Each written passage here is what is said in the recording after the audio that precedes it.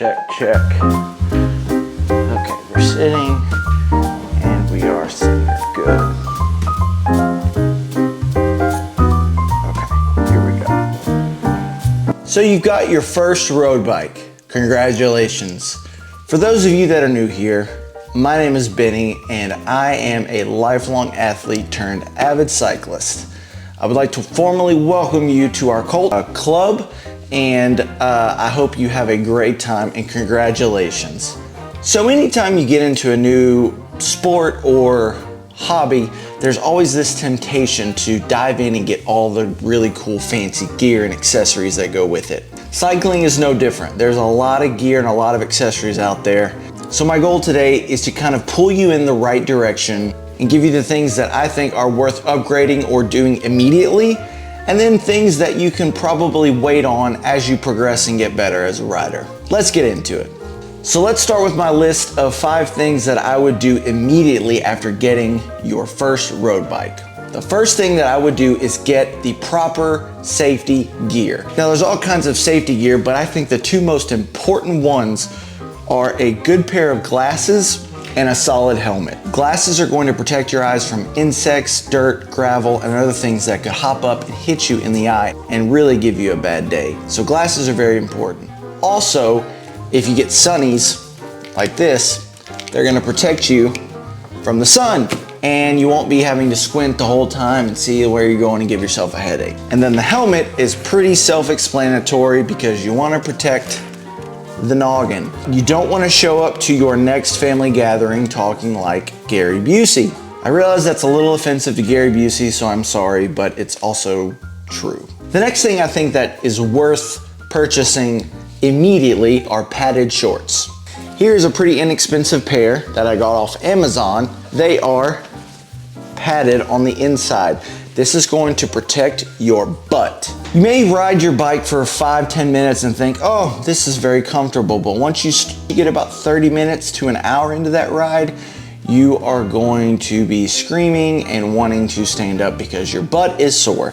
Padded shorts allow you to enjoy your ride longer without getting that sore ass, those sore butt cheeks, and it just makes it much more enjoyable. I'd recommend getting a pair of these as soon as possible, especially when you start riding for a little bit longer. The next thing that I would highly recommend you do as soon as possible is go tubeless. Tubeless tires are a lifesaver. I was out on a ride one time and I was about 3 miles from my house, thank goodness it wasn't much further, and I ran over something, I don't know what, and my tubeless tires on my gravel bike back there did its thing, it clogged it up and I was able to ride home no problem. When I got home, I took my bike to my local bike shop and they refilled the tubeless fluid or whatever they put in there, I don't know what it is, and I was fine. Whereas on an old school tube tire, it would have gone flat and I would have had to walk home or change the flat if you've got the gear to do so right there. So go tubeless.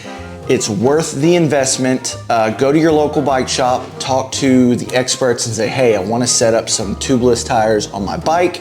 They can help you through that process. I cannot recommend it enough. Go tubeless as soon as you can. The last thing that I would recommend that you do immediately is get some type of GPS or monitoring device, especially if you want to treat cycling as a sport. This way you can monitor your heart rate, track your rides, track your routes, and measure all that really cool stuff, because once you dive into the world of cycling, you're going to jump down that beautiful rabbit hole of data and measuring everything and seeing your progress. I personally use a Garmin Forerunner 245. It's a little bit long in the tooth and you can find some really good deals on it right now, but it does the trick. There's newer models out there, but I would personally look at Garmin's. I really like Garmin's. They're just solid. You can use an iWatch or a Galaxy watch. You know, they offer similar functions, but Garmin tend to be the best when tracking your fitness. So I'd highly recommend a Garmin watch. And the last thing that I would immediately get are basic bike maintenance tools. Right here, I have a can of bike degreaser. This is what I use to clean my chain. You'll want to learn how to clean your chain and take care of your chain.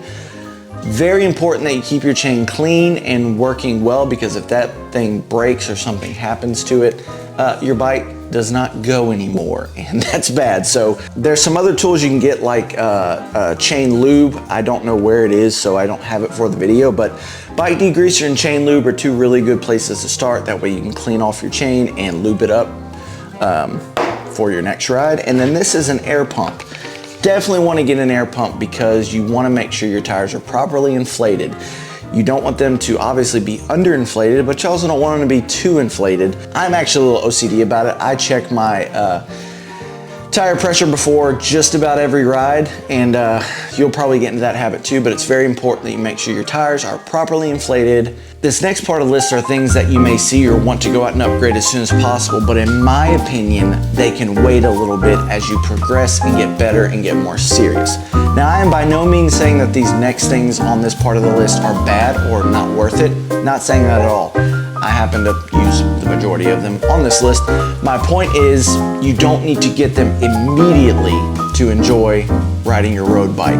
These are things that as you get more serious and better, they will come with time, but you don't need to run out and go drop a bunch of money on them right now to be a cyclist. Number one on this list of things to maybe wait on before you go out and drop some money on them, because this one is a little expensive.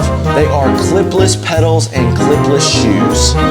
These are some clipless shoes, and then clipless pedals, which I'm not going to pick my bike up and show you, but these are great to have, and once you get better, you're really going to enjoy using them. I love using them. I can't imagine not using them now, but it's not something you need to get immediately. Flat pedals are perfectly fine as you're starting out, and just go out and ride and get used to your bike and how it feels, and try to ride a little bit longer and get a good solid base fitness so you can ride longer and further and faster.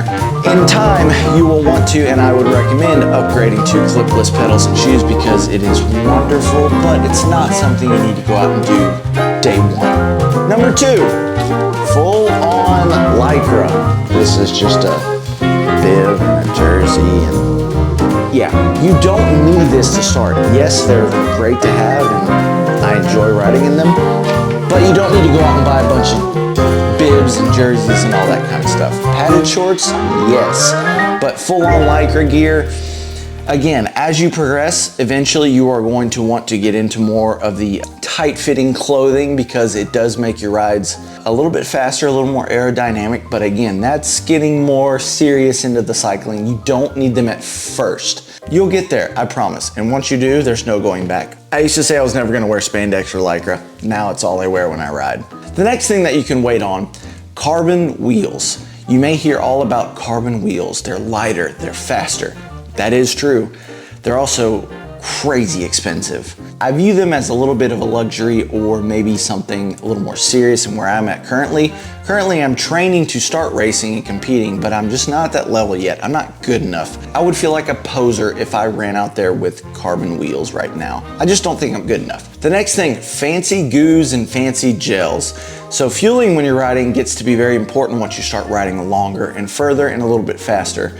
But good old bananas, protein bars, they work perfectly to fuel yourself every 30 minutes to an hour. I've seen a lot of advertisements recently, maybe that's my Amazon stalking me, on goos and gels, because I have been looking up proper fueling and nutrition because my rides are starting to get a little bit longer, but I still use good old bananas and protein bars. I put them in the back of my jerseys to carry with me, and they work really well. I'm not at the point yet where I need to measure my carbohydrate intake scientifically or down to the point because I'm just not there yet, but it is important to fuel on your ride. Granola bars, bananas, protein bars, those are very important, but you don't need to go out and get like these specific athletic performance goos or gels because they're a little expensive. The last thing you do not need to upgrade, in my opinion, when you first start is Strava Premium. Did I say something controversial there? I have Strava Premium. Strava Premium is awesome. You actually probably should get it. Don't listen to me. It's fantastic. When you use it with one of your wearable trackers, you can monitor your heart rate zones and your distances and your workout efforts, and it's really great, actually. You should probably get Strava Premium. It's awesome. I want to welcome you to the wonderful world of road cycling. I am currently addicted, and I know you will be in no time. Let me know what you guys think in the comments below. Did I miss anything, or is there something that I got wrong? Love to hear from you guys. Ride safe. I'll talk to you guys soon.